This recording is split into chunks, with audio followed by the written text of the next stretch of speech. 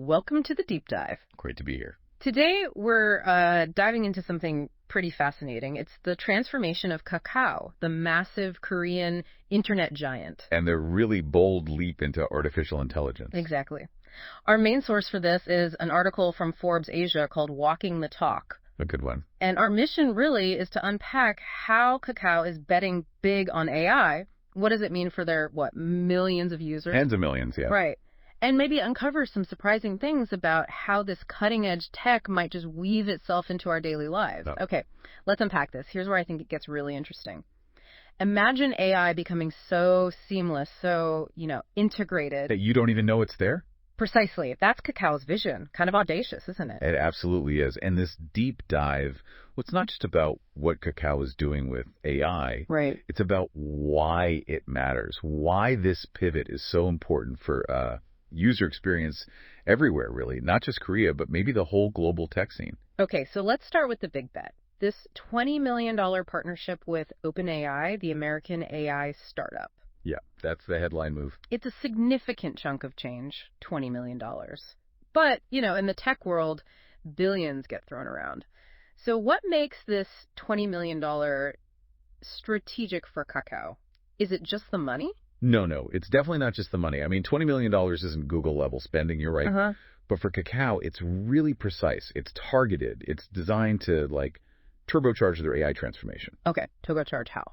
Well, it buys them direct access, right, to OpenAI's top models, their expertise, without having to build everything themselves from the ground up. Which means speed.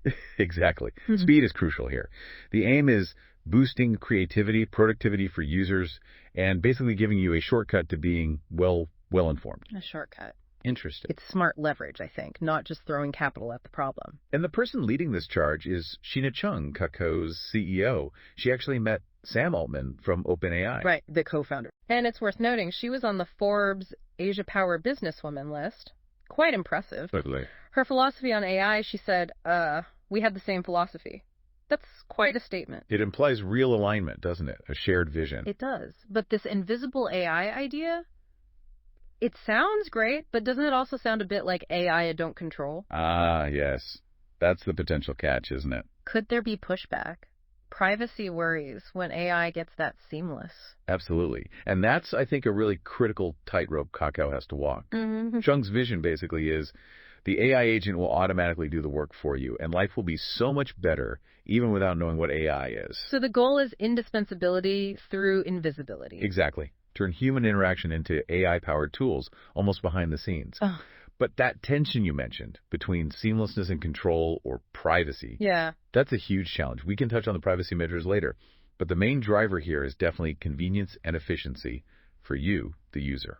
Okay, so it's not just theory, this invisible AI thing. Kakao's already doing it. The numbers say over 72% of KakaoTalk users. Yeah, 47 million users in total, and 72% of them are already using personalized services. That's massive. So when we talk about AI assistants, are we talking like a super smart chatbot, or is it subtler? It can be both, but the invisible part leans towards subtle. Think ambient intelligence. Ambient intelligence? Like what? Okay, so in Kakao Mobility, maybe it's the AI seamlessly finding the best route, predicting traffic, suggesting how to pay. Without you really asking it to think about it. Exactly. Or in KakaoTalk, maybe it summarizes a long chat you missed, or suggests a follow-up action based on the conversation. Oh. Or even just pulls together info you need for a meeting or to get up to speed on something new. So it anticipates and simplifies. Right. Often without you consciously thinking, oh, the AI did that. Yeah. It's woven into everything. Communication, commerce, mobility. That's key to the vision. Making AI less of a distinct feature. And more like the underlying intelligence of the whole platform. Yeah. Leveraging the entire ecosystem for you. And it's a huge ecosystem. Advertising is a big piece too, right? About 15% of group revenue. Yeah, 15% from the ad unit, which is 11% of the overall group revenue. And that ad revenue is up, interestingly, 8% per transaction for KakaoTalk users. So with this invisible AI push, how does that change advertising? Does it get, creepily targeted? Well, that's the risk, isn't it? But let's look at other services first, like the gift exchange on KakaoTalk. Oh, yeah, the daily gifts. They average 600,000 gifts exchanged a day. And point redemptions happen at 11% of merchants. Wow. Oh, these are data points, right? Yeah. Touch points for AI to learn what you like, what you need. So for ads, The AI doesn't just target better, it makes the ads contextually relevant. meaning? Imagine the AI notices you're chatting about, say, camping gear. Then subtly, almost invisibly, it might show you a related offer or suggest a camping-related gift for a friend. Ah, so less like a billboard, more like a helpful suggestion. Exactly. It shifts from potentially annoying ads to timely recommendations woven into your flow. That could make them less intrusive and, well, more effective. Okay, that makes sense. And building on that, they're testing a new chatbot, Kana, Yep, Kana, it's a standalone messaging app, still in closed beta. and it uses OpenAI's GPT. QBT, and a small language model, an SLM. Huh. It's designed to summarize things, answer questions directly for you. So not just making old stuff smarter, but building new focused AI tools too. Precisely. So if we, connect the dots here, Yeah. it's not just sprinkling AI features on top. It's about fundamentally making the services you already use smarter, more intuitive. Kana is like a dedicated example of that, using the big guns like GPT, maybe supported by more efficient SLMs for certain tasks. Got it. Now let's shift gears a bit to the business side, the financials. Okay. Kakao relies heavily on the Korean market, right? People compare it to giants like Samsung, Hyundai. Yeah, it's a domestic powerhouse. Financially, their 2024 net revenue was 1.82 trillion won. That's up 4% from the year before. A modest uptick. But here's the kicker. This OpenAI deal is projected to double their digital sales growth within 2 years. Double. That is a very ambitious forecast. Isn't it? It signals just how much they're banking on this AI strategy. Absolutely. It suggests they see AI not just as an add-on, but as a core driver for future growth. A fundamental shift. But you mentioned the quarterly revenue trend has been relatively flat. Hmm? So how do we square that? We saw 1.74 trillion won Q1 2023. It peaked mid-year, then back down to 1.66 trillion Q1 2024. Flattish. Yeah, that's a really important point. How does that flatness line up with a projection of doubling sales? Okay, so the flatness we see now, that reflects the business before this big AI integration really kicks in and shows results. Ah, okay, so it's the before picture. Exactly. They're likely in a heavy investment phase, transforming things. Growth might pause or slow in older areas while they pour resources into AI. Like catching your breath before a sprint. Kind of, yeah. Or maybe stepping back to retool. The doubling digital sales is the future hope, the expected payoff from all these new AI services and efficiencies. So the flatness is temporary, hopefully. That's the plan. A prelude to accelerated growth once the AI stuff is baked in, especially with that annual AI agent launching in 2025. Right. And looking at the revenue breakdown for 2024, it's quite diverse. Music, including SM Entertainment, is 25%. The biggest chunk. Then taxi hailing, mobility, pay, etc., that's 19%. Another huge pillar. Ads at 15%, commerce 11%, digital comics 7%, entertainment 5%, games 4%, portal 4%. Mm-hmm. So music and taxis are almost half the business. What does that tell us? It tells us their core strength is in these massive everyday services that millions of people use constantly. And AI fits into that how? AI isn't just a new product line, it's fuel for these existing cash cows, making music recommendations better, ride hailing smoother, maybe finding new ways to monetize within those areas because they understand you, the user, even better. Makes sense. And they're streamlining too, selling off in businesses. Yeah, they're divesting non-core stuff. They dropped from 160 affiliates down to 147. About 20% of their revenue is still from these non-core areas. So the plan is to focus. Exactly. Sharpen the focus on core strengths as they make this big AI pivot. Get leaner, meaner, more AI-focused. Okay, but it's not all smooth sailing. There are challenges in AI, right? Big ones. Oh, yeah. Huge ones. Information overload, misinformation potential. The AI making stuff up, hallucinations. Right, pesky hallucinations. And security, obviously. Huge concern. Regrettable. So how are they tackling these? They're building a secure network using OpenAI's powerful LLMs for complex stuff. Right, for the heavy lifting multi-step applications. But they're also using their own in-house AI, like Apple Siri type queries, and OpenAI's GPT for small inference tasks. What exactly are those small inference tasks? And why use different tools? Good question. So small inference tasks are usually quick, high-volume AI jobs that don't need the full power of a giant LLM. Think simple things.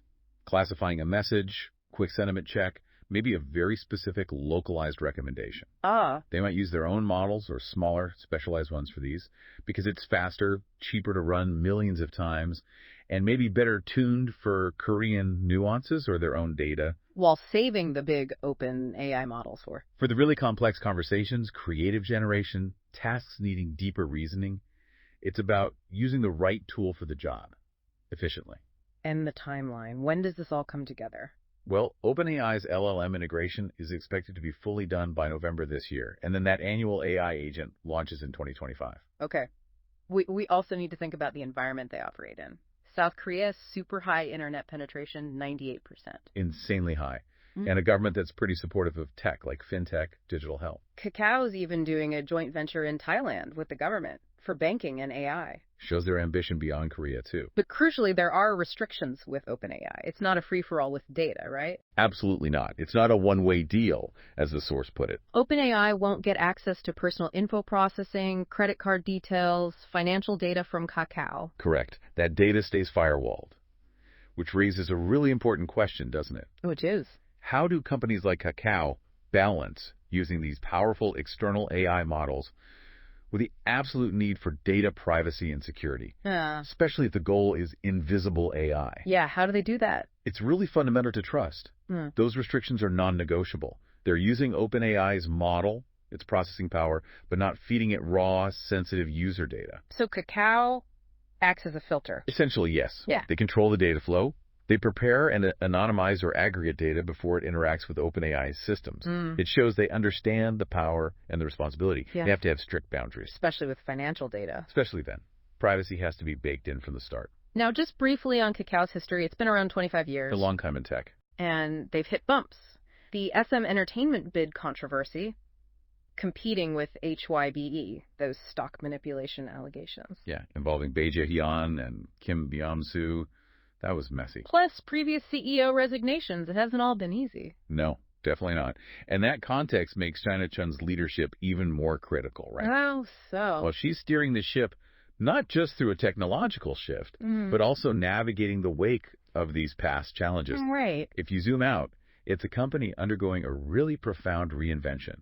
Not just adding tech, but maybe shedding some old skin, trying to build a new future centered squarely on AI under her leadership. Which brings us back to their core vision, transforming from a content platform, Which is what they were known as for so long, into an AI company. Full stop. That's the declared destination. Okay, so let's recap this deep dive. We've looked at Kakao's huge, ambitious bet on AI. Led by CEO Shina Chun.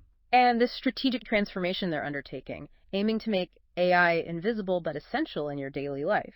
Initially in Korea, but the model could have wider implications. Yeah. And I think this deep dive really highlights how a major tech company is gearing up for a future where AI does a lot more of the grunt work. The heavy lifting. Right. Potentially freeing you up, giving you more time for creativity, for productivity, just by making the tech work smarter for you. So, the final thought for you, our listener. What really stands out to you about Kakao making the shift from content to AI? And how might this whole invisible AI strategy actually change how you interact with technology, maybe without you even realizing it's happening?